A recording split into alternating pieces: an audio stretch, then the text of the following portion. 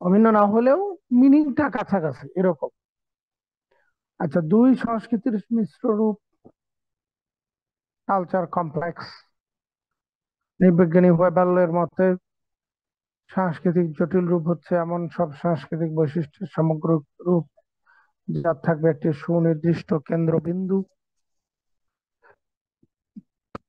Third, culture pattern, সংস্কৃতির ধরন। তাহলে যখন সংস্কৃতির বৈশিষ্ট্য সমূহ একে অন্যের সাথে সম্পর্কিত হয়ে জটিল রূপ ধারণ করে, তখনই সাংস্কৃতিক ধরন প্রতিভাত হয়। সাংস্কৃতিক ধরনের থাকে কতক কার্যকর ভূমিকা। নৃবিজ্ঞানী ক্লার্ক উইজলার, উনি সংস্কৃতির 9টি বৈশিষ্ট্যের কথা উল্লেখ করেছেন, যে এই 9টি বৈশিষ্ট্যের মাধ্যমে সাংস্কৃতিক কাঠামো গড়ে ওঠে। কি কি? এক নম্বরে ভাষা, ভেরি ভেরি ইম্পর্টেন্ট। ভাষা ছাড়া একটা সংস্কৃতি অচল। হম। ভাষা অন্যতম গুরুত্বপূর্ণ ভূমিকা পালন করে।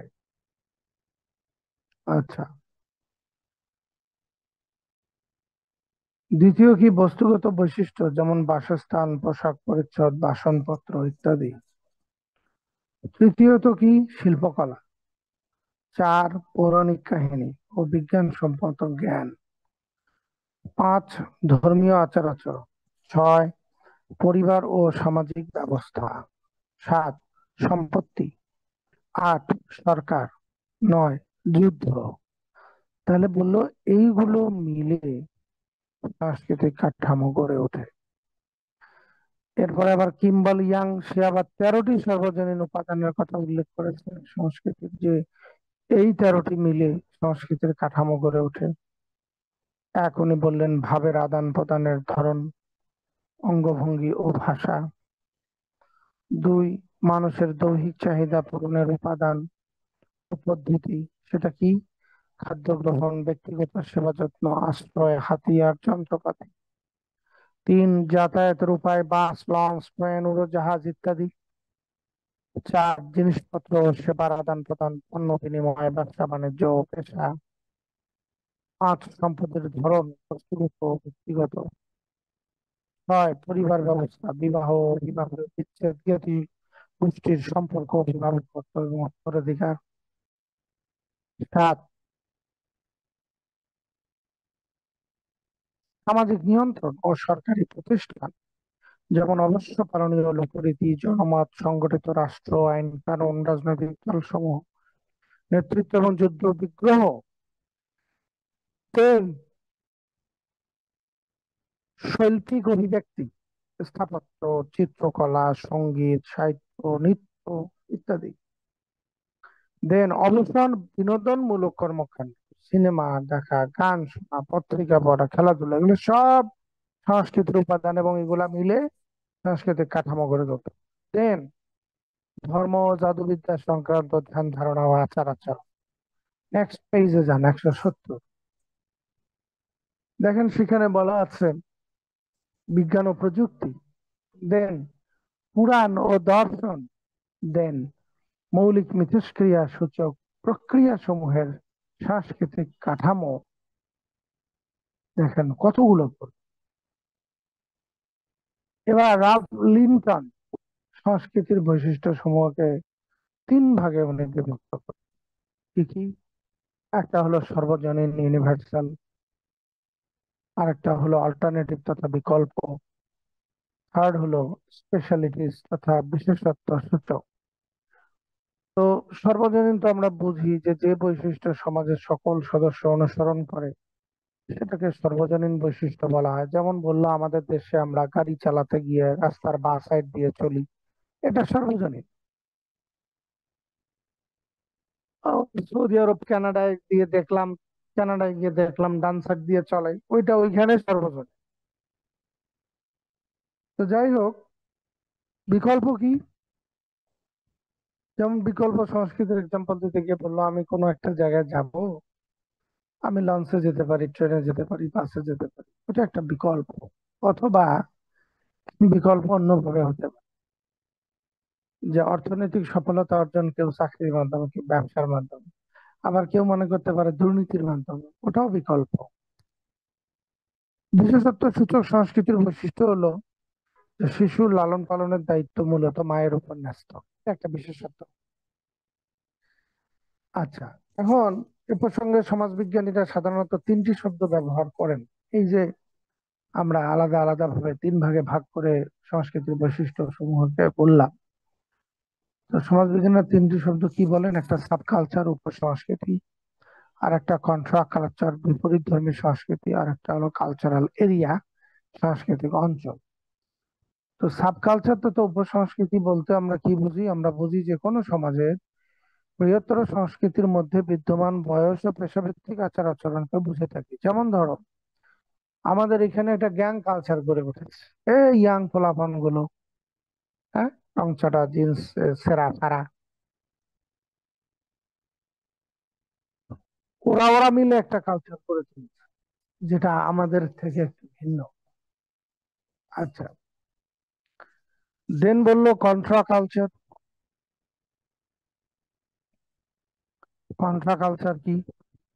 যে কোনো সমাজে যখন প্রচলিত সংস্কৃতির মূল্যবোধ ও মানদণ্ড অমান্য করে কোনো বিপদগামী গোষ্ঠী জীবনযাত্রা নির্বাহ করে, তখন তাদের আচরণের ধারাকে বিপরীত ধর্মী সংস্কৃতি বলা হয়। Very clear. যারা অমান্য করে নিজেরা একটা ধারা সৃষ্টি করার চেষ্টা করে। আচ্ছা, এরপরে কি বললো? সাংস্কৃতিক অঞ্চল বললো, লাস্টের দুই লাইন দেখেন, অভিন্ন সাংস্কৃতিক বৈশিষ্ট্য ও উপাদান নিয়ে সাংস্কৃতিক অঞ্চল গড়ে ওঠে, যার পিছনে থাকে অভিন্ন প্রাকৃতিক পরিবেশ, যেমন মরুবাসীদের সংস্কৃতি, গুহাবাসীদের সংস্কৃতি, পাহাড়ে বসবাসকারীদের সংস্কৃতি ইত্যাদি। আচ্ছা, এরপরে আর একটা গুরুত্বপূর্ণ বিষয় কালচারাল ল্যাগ তথা সাংস্কৃতিক দীর্ঘসূত্রিতা, এটা বোঝা খুবই জরুরি আমাদের জন্য। তো বললো সংস্কৃতির বিকাশের সকল ক্ষেত্র সমগতি বেগ সম্পন্ন হয় না।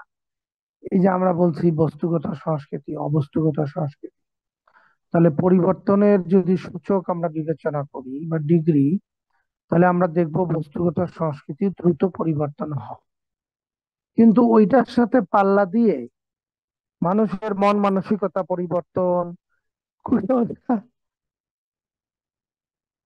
পরিবর্তন, এই যে এখন আমরা সংস্কার, ডক্টর মোহাম্মদ ইউনূসের কথা বলছে, সেইটা ভালো মতো বাড়িদেরকে বোঝানো, তাদের মেনে নেওয়াটা, এটা এত দ্রুত হয় না। তাহলে বস্তুগত সংস্কৃতি খুব দ্রুত পরিবর্তন। যেমন মোবাইল ফোন এসছে, ঘর বাড়ি, হ্যাঁ, তো দালান কোঠা, বা বাস, লঞ্চ, এরোপ্লেন, মানে এই ধরনের যে বিষয়গুলো আর কি বস্তুগত, এগুলো কিন্তু খুব দ্রুত পরিবর্তন হচ্ছে। ইন্টারনেট, হ্যাঁ, ভালো ভালো মোবাইল সেট, কিন্তু আপনি দেখেন তো সেই তুলনায় মানুষের কুমন্ডকতা, কুসংস্কার কতটুকু দূর করা গেছে? এই বাংলার মানুষ এতগুলো রক্ত দিল, এখন পর্যন্ত সরকার কি সব পার্টিকে, যেগুলো তারা সংস্কারের প্রস্তাব এনেছে সবগুলোর ব্যাপারে বা মেজরিটির ব্যাপারে ঐক্যমত্য পোষণ করাতে পেরেছে? পারেনি। এই যে এই জায়গাগুলো, এই যে বিশ্বাস, চিন্তা, চেতনা, পরিবর্তনের মনোভাব, মানসিকতা, এইগুলো এত দ্রুত পরিবর্তন হয় না যত দ্রুত ম্যাটেরিয়াল কালচারের উপাদানগুলো পরিবর্তিত হয়। তাহলে এই যে একটা অসামঞ্জস্যতা, এইটাকেই অকবার্ন উনি বলেছেন সাংস্কৃতিক দীর্ঘসূত্রিতা তথা কালচারাল ল্যাগ। ল্যাগ বিহাইন্ড মানে হলো আমি পিছনেই পড়ে যাচ্ছি। তাহলে অবস্তুগত সংস্কৃতিটা এত দ্রুত পরিবর্তন হয় না। তবে এখানে একটা কথা বলেছে যে এই দুটোর পরিবর্তনের মধ্যে যে পার্থক্য দেখতে পাই, এইটার কিন্তু সামঞ্জস্য বিধান করা সরকারের দায়িত্ব। কারণ যদি দেখা যায় বস্তুগত সংস্কৃতি অনেক উন্নত হয়ে গেল, অবস্থাসংগত সংস্কৃতির কোনো পরিবর্তন নাই, তাহলে কিন্তু আলটিমেটলি একটা সমাজের মধ্যে বিভিন্ন ধরনের অশান্তি, টেনশন, অনেক কিছু দানা বাঁধতে পারে। কারণ এইটার একটা ব্যাপার আছে যে তুমি মানুষের কে কোনো একটা, যদি আমি ডিভাইস নিয়ে আসি নতুন, মানে মানুষকে সেটা ইউজ করার জন্য জ্ঞান দিতে হবে, মোটিভেট করতে হবে। হ্যাঁ, কেনার জন্য তাদেরকে টাকা পয়সা লোন দিতে হবে। তাহলে তাহলে না সেই ব্যক্তি ওটা কিনে ওটা ইউজ করতে পারবে। এই যে যেমন এই রিক্সাগুলো চালানোর ক্ষেত্রে ট্রেনিং এর একটা ব্যবস্থা করা দরকার আছে, এবং তাদেরকে একটা লাইসেন্স দেওয়ার ব্যবস্থা আছে। কারণ ঢাকা শহরের রিক্সাগুলোকে আসলে নিয়ন্ত্রণে আনতে গেলে এই ছাড়া আর কোনো ভালো উদ্যোগ নেওয়া যাবে কিনা আমার সন্দেহ। হ্যাঁ, তো এই যে বিষয়, তাহলে কালচারাল ল্যাগ হলো এইটা। এবং কোন সমাজের যদি বস্তুগত পরিবর্তন খুব সাধিত হলো, অবস্থাগত পরিবর্তন খুব কম হলো, সেই সমাজের সংঘাত অনিবার্য। আর দেখবেন মানুষ টলারেন্ট বিহেভ করবে কম। অল্প কিছু পান থেকে চুন খসলেই, এই ধর্মের কারো কোনো বিষয়ে একটু কথা বললেই দাঙ্গা হাঙ্গামা ইত্যাদি শুরু হয়ে যাবে। তো ওই কারণে যদি বস্তুগত সংস্কৃতি পরিবর্তনের পাশাপাশি অবস্থাগত বিষয়গুলো পরিবর্তনের জন্য সরকার উদ্যোগ গ্রহণ করে, যেমন ট্রেনিং দেওয়ানো, যেমন বাস্তব দেখানো, যেমন অ্যাডভার্টাইজমেন্ট দেওয়ানো, যেমন পেপার পত্রিকা লেখানো, যেমন সভা সেমিনার সিম্পোজিয়াম আয়োজন করা ইত্যাদির মাধ্যমে যদি সচেতনতা বোধ বাড়ানো যায়, তাহলে বস্তুগত পরিবর্তনগুলোকে আমাদের দেশের মানুষ বা সমাজের মানুষ সহজে গ্রহণ করে। তো এইখানে বলেছে যে অনেক সময় যেমন পিতৃতান্ত্রিক পরিবার এটাকে আহ বস্তুগত একটা পিতৃতান্ত্রিক পরিবার, উনি বলেছেন না, এটাকে অবস্তুগত আর কি। তো যদিও এটা আহ প্রযুক্তির অনেক উৎকর্ষ সাধন হয়েছে, অনেক উন্নতি হয়েছে, তো পিতৃতান্ত্রিক পরিবারের ব্যাপারটা ছিল কিন্তু কৃষিযুগে। তো এখন তো তখন ওটা কৃষি উৎপাদনের জন্য উপযোগীও ছিল, কারণ বাবার কমান্ড, এই ছেলে তুমি এটা করবে, এই তুমি এটা করবে, আমি এটা করব, ও এটা করবে। তো ওটা তখন দরকার ছিল। এখন তো আম, আধুনিক যুগ এসেছে। কৃষিতে আর অত ব্যক্তির শ্রম ব্যবহার করা লাগে না। বরং আম, তোমার কি মেশিন টেশিন দিয়ে অনেক কিছু করা যায়, চাষবাস করা যায়। তাহলে বাপের ক্ষমতা তো অনেকটা খর্ব হয়ে গেছে। কিন্তু তারপরেও পিতৃতান্ত্রিক পরিবার কিন্তু ঠিক আছে এই আধুনিক সময়। তো সেটাই বললো যে তোমার এগুলো একেবারে ভ্যানিশ হয়ে যাবে, ব্যাপারটা সেটা নয়। তবে এগুলোর সঙ্গে একটা যৌক্তিক তোমার পরিবর্তন কোনটা অবস্তুগত সংস্কৃতির করার মাধ্যমে বস্তুগত সংস্কৃতির সঙ্গে প্যাস, মানে ওর সঙ্গে খাপ খাইয়ে চলার, বা ওকে ধরার একটা পিছে পিছে গেলেও পরিবর্তনটা অবস্থাগত, এখানে একটু জোর দেওয়া সরকারের দরকার আছে। তাহলে একটা দেশের মধ্যে ভারসাম্যটা রক্ষা হবে। তা না হলে কিন্তু ভারসাম্য রক্ষা হওয়াটা কঠিন। এখন এই পরের পেজে যদি যাই আমরা 171 পেজে, এখানে একটা কথা বলেছে। হুম,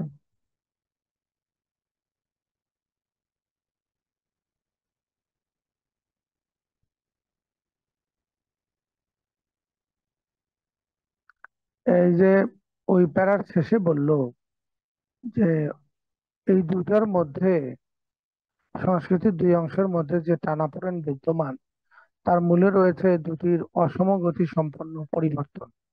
অজ্ঞান সংস্কৃতির অসম অগ্রগতির জন্য নিম্নলিখিত কারণসমূহকে দায়ী করেছে। ওই যে বললাম, বস্তুগতটা খুব দ্রুত পরিবর্তন হয়, আর অবস্তুগতটা অত দ্রুত পরিবর্তন হয় না। তো কতে কি বললো, অবস্তুগত সংস্কৃতি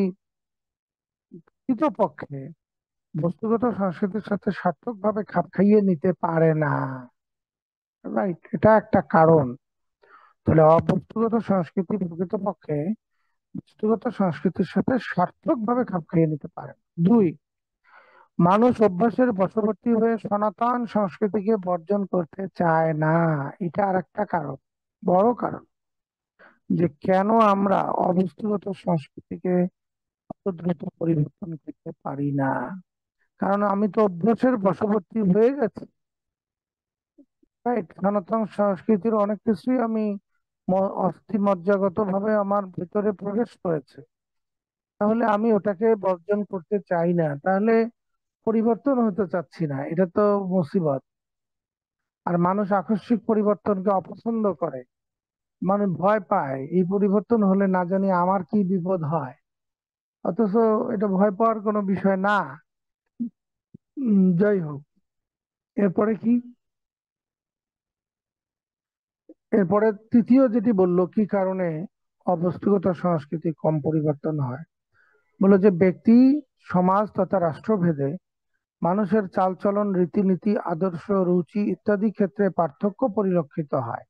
তাই কোনো একটি নীতি সর্বজন স্বীকৃত হওয়া সত্ত্বেও কোনো একটি ব্যক্তি বা গোষ্ঠী তাদের স্বার্থ রক্ষার জন্য তা মেনে নাও নিতে পারে। এই যে এখন আমরা সংস্কারের যে কথাটা বলছি, সেখানে কিন্তু আমরা বুঝতে পারতেছি সংস্কারের প্রতি অ্যাটিটিউড এক এক পার্টির এক এক ধরনের, এখানে একটা পার্থক্য দেখতে পাওয়া যায়। তাই কোনো একটি নীতি সর্বজন স্বীকৃত হওয়া সত্ত্বেও, যেমন অনেক সুন্দর সুন্দর কথা এসেছে যে একক ব্যক্তি দুইবারের বেশি প্রধানমন্ত্রী হতে পারবে না, এটা তো ভালো কথা, এটা তো সার্বজনীন কথা একটা। এ সত্ত্বেও দেখা গেল যে কোনো কোনো পার্টি এরা মেনে নিতে চাচ্ছে না, এই যে বিষয়।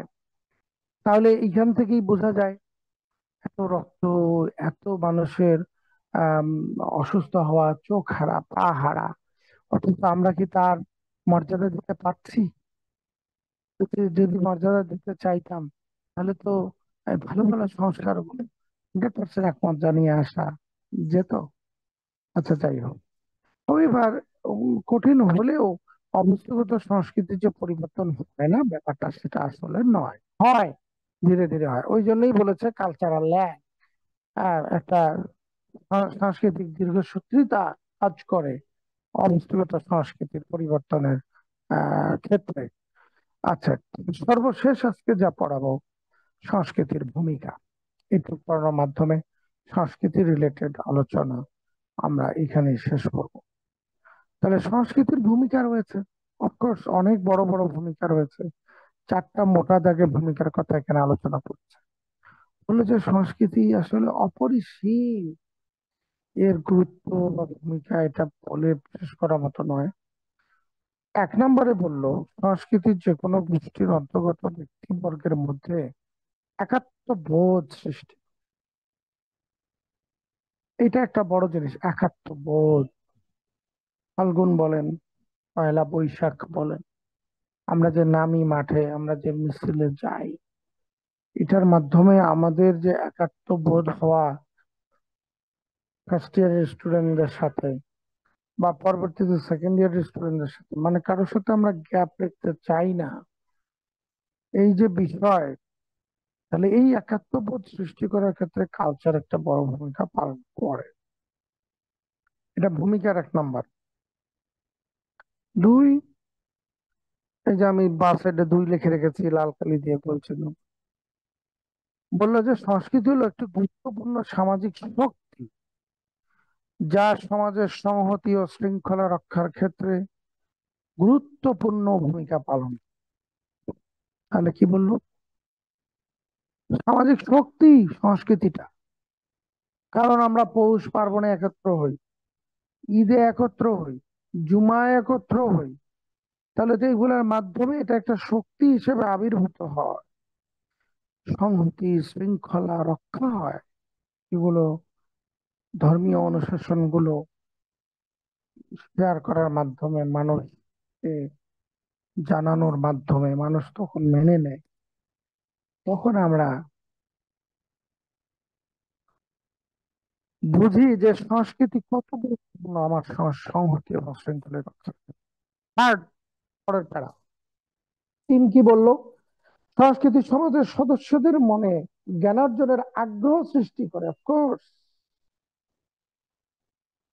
এবং আবার সমাজস্থ মানুষের কৌতূহল মিটানোর ক্ষেত্রেও সংস্কৃতি সহায়ক ভূমিকা পালন করে থাকে।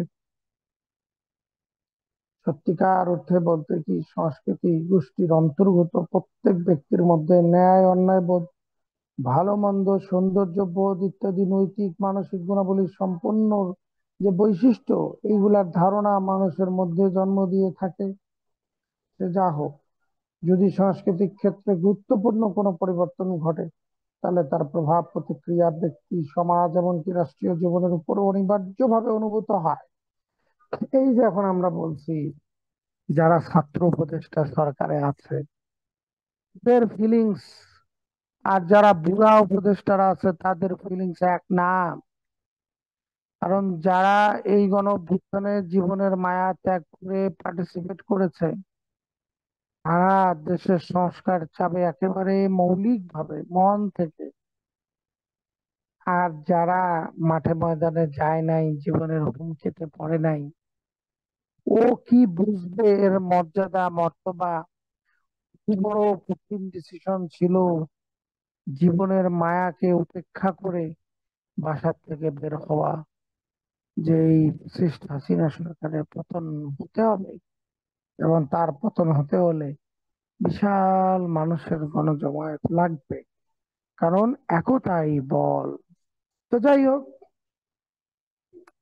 এবার ফোর্থ এবং সর্বশেষ যে সংস্কৃতির ভূমিকা, বললো যে সংস্কৃতি হলো সামাজিক আদর্শ ও মূল্যবোধের ধারক বাহক। অফকোর্স, আদর্শটা কি, মূল্যবোধ কি, যা গোষ্ঠী জীবনে ব্যক্তি মানুষের আচার আচরণকে যুক্তিসঙ্গত ও দায়িত্বশীল করে তুলতে পারে। গুরুত্বপূর্ণ কথা।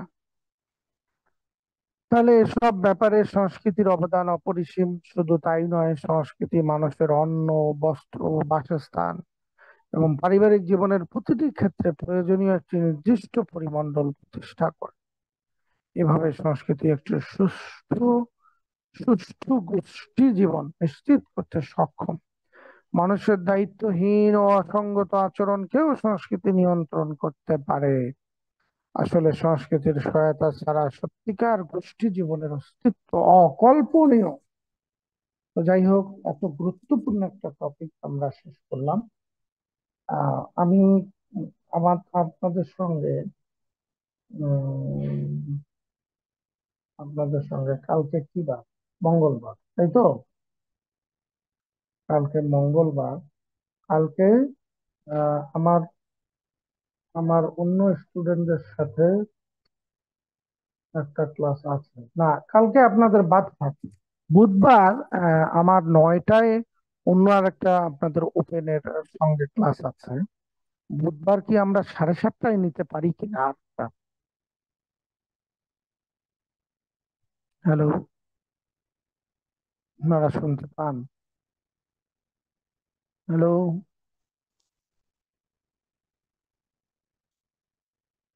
আচ্ছা, জি 15 স্যার, জন। শুনতে পাচ্ছি।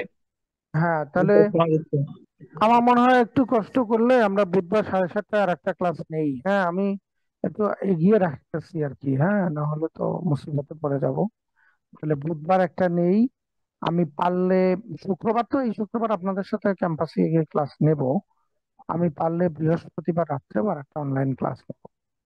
আচ্ছা, তাহলে বুধবার 7:30টায় কথাটা থাকলো। আপনি বিল্লাল, আপনি একটু কষ্ট করে আমাকে তাহলে এই যে 15 জন আছে, একটু নামের লিস্টটা কষ্ট করে একটু তাহলে দিয়ে দিয়েন। রাইট। আমি শুক্রবার পেলে এগুলো আপডেট করবো ইনশাআল্লাহ। ঠিক আছে, তাহলে আপনারা ভালো থাকিয়েন। ধন্যবাদ। আসসালামু আলাইকুম।